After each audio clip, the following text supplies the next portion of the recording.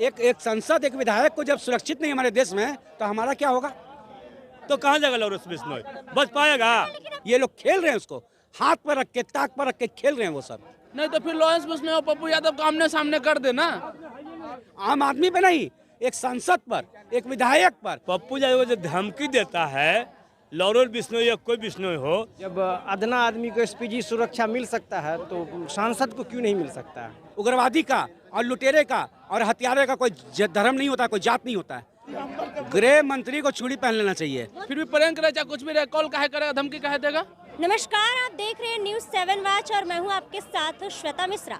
Gangster Lawrence Bishnoi के बाबा सिद्दीकी हत्याकांड वाले मामले पर टिप्पणी करने पर पप्पू यादव को लगातार धमकियां दी जा रही थी और वहीं आपको बता दें कि अब उसको लेकर पूर्णिया पुलिस ने बड़ा खुलासा किया है और उनका कहना है कि जो भी पप्पू यादव को कॉल अभी तक आया हुआ है वह इंडिया से ही कॉल आया हुआ है, विदेशी नंबर से कॉल आया है और इतना ही नहीं, जो भी कॉल आया है वो प्रैंक कॉल है। अब बाकी इसी मुद्दे को लेकर इस वक्त हम जनता के बीच मौजूद है और इतना ही नहीं, वहीं पप्पू यादव इसे लेकर कह रहे हैं कि ये सरकार का है, कि सरकार को उनकी देखभाल करनी चाहिए, सरकार के ऊपर इसका जिम्मा है, लेकिन सरकार अपने जिम्मा से हटने की कोशिश कर रही है। अच्छा, क्या कुछ कहना चाहेंगे जिस तरीके से पप्पू यादव को लगातार लॉरेंस बिश्नोई पर टिप्पणी करने के बाद उनको धमकियां मिल रही है, उसे क्या कहेंगे? देखिए, कहीं ना कहीं लॉरेंस बिश्नोई को सुरक्षा सरकार दे रही है, जेल में उनको रखा सरकार है, ठीक है। फिर उसके बाद अगर लॉरेंस बिश्नोई के द्वारा अगर धमकियां दिया जा रहा है तो फिर या तो जो धमकी दे रहा है उसको सरकार गिरफ्तार करे, ठीक है, नहीं तो फिर लॉरेंस बिश्नोई और पप्पू यादव को आमने सामने कर देना। एक को जेल में हम सुरक्षा दे रहा और वो बाहर है तो उसको धमकी दिलवा रहे हैं। लेकिन अभी तो बड़ा खुलासा हुआ है, पूर्णिया पुलिस का कहना है कि प्रैंक कॉल उनको किया गया है, वो भी इंडिया से ही किया गया है, विदेशी नंबर से। तो जो विदेशी नंबर से किया गया है, जहाँ से किया गया उसको पकड़े ना, तो फिर भी प्रैंक रहे चाहे कुछ भी रहे, कॉल काहे करेगा, धमकी काहे देगा? पप्पू यादव उसके घर में जाके कुछ किया है, उसके फैमिली के साथ कुछ किया है जो कॉल कर रहा है, तो फिर उसको काहे धमकी देगा भाई? अच्छा, पप्पू यादव का ये भी कहना है कि सरकार को ये जिम्मा उठाना चाहिए, लेकिन सरकार अपने जिम्मा से हट रही है और इसके साथ ही वो ये भी कह रहे हैं कि वो जो सच बोलना चाहते हैं उसे भटकाया जा रहा है, उसे नहीं सुना जा रहा है। अरे सरकार न मर्द है, समझिए, सरकार न मर्द है, तभी तो इतना अब हत्या हो रहा है, जिसका मन उसको हत्या हो रहा है। जेल में बैठे छोटे से बहुत बड़ा गुंडा बना दिया है, ठीक है। तो सरकार अगर एक्शन लेती तो फिर पप्पू यादव के कहने की नौबत नहीं आती।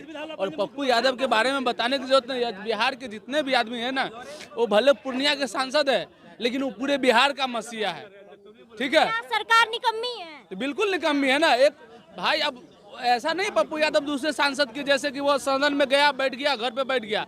पप्पू यादव है ना, सांसद रहे या ना रहे, वो बाहर निकलते रहते हैं, हर जो मजबूर होते हैं उनको सेवा करते रहते हैं। तो उनको जान के तो खतरा हमेशा है भाई, हमेशा वो खोली बुलेट प्रूफ गाड़ी में रहेंगे, तो उनको आप सुरक्षा दीजिए या जो धमकी दे रहा है उसको पकड़िए।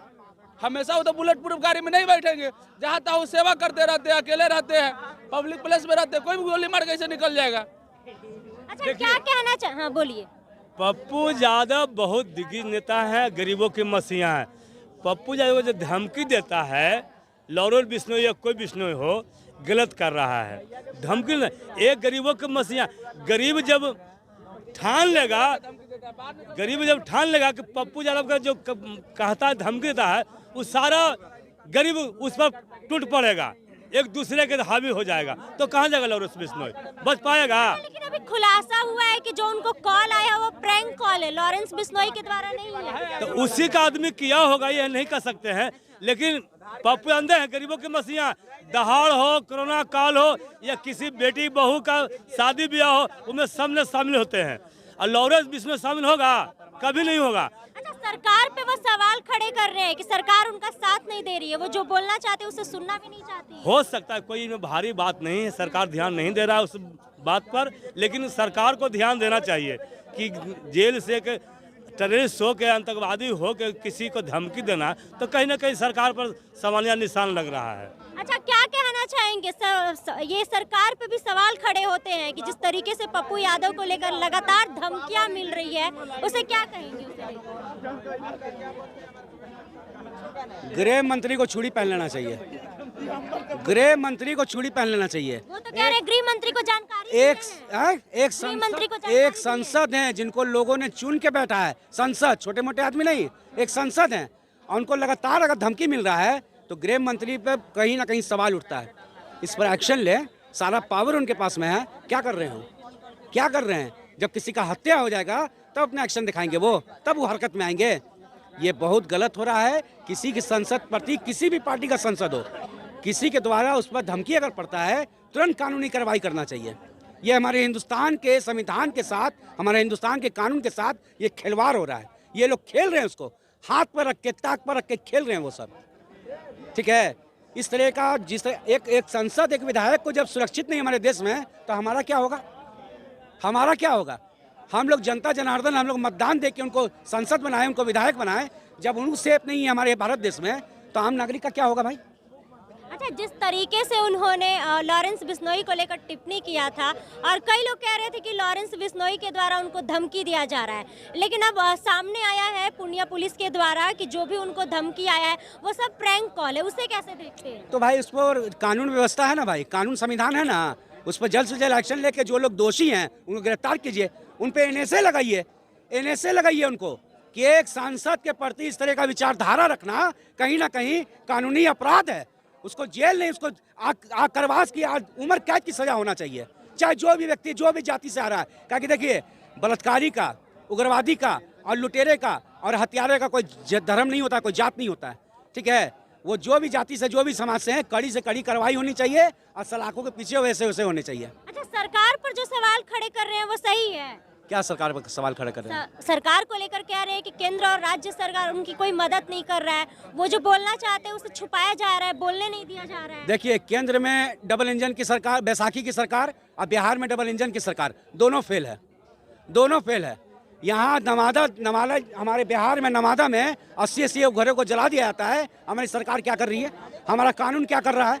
यहाँ पर डामंगला चौराहा पर दिन दहाड़े पर 3 करोड़ का सोना लूट के ले आता है, सुशासन बाबू की सरकार है। बगल में पंजाब नेशनल बैंक है, वहाँ पर दिन दहाड़े लूट हो जाता है, ये सुशासन बाबू की सरकार है। दिन दहाड़े में कॉलेज के छात्रवाद नेता को गोली मार के हत्या कर दी जाती है, ये सुशासन की सरकार है। तो भाई, तो मंगल राज है, ये मंगल राज है। हम लोग मंगल राज देख रहे हैं, ये मंगल राज है।